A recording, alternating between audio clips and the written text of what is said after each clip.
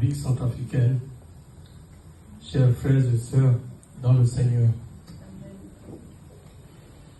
À l'instar de plusieurs pays africains, la République centrafricaine célébrera demain, 13 août, le 62e anniversaire de son accession à l'indépendance.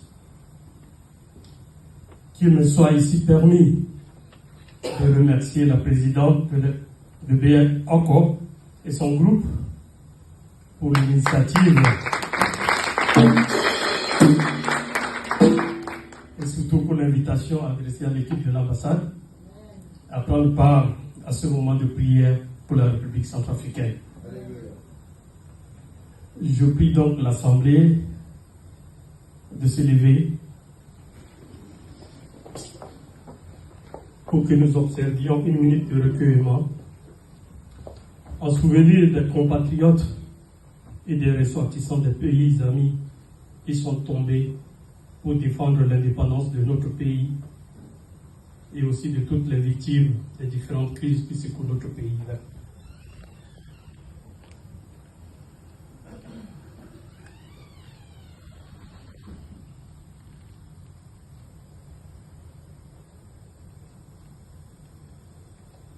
Je vous remercie.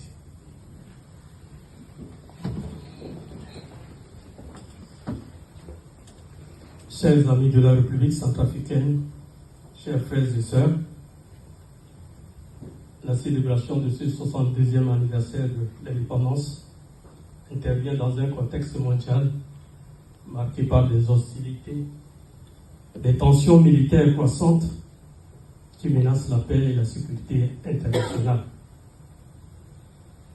Les rapports entre États se font sur la base de rapports de force militaire.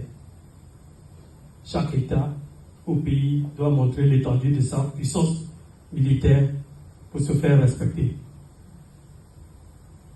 La course vers les armes les plus sophistiquées et de dernière génération devient la norme. La guerre en Ukraine, avec toutes les conséquences dont notre monde fait face aujourd'hui, nous montre à suffisance la capacité de l'homme à détruire, mais son incapacité à faire la paix. Notre pays, la République centrafricaine, est aujourd'hui confronté à ce rapport de force entre ces pays dits de grande puissance militaire, alors que nos populations n'aspirent qu'à vivre ensemble en paix et en toute sécurité sur ces terres que nous ont léguées les pères de l'indépendance.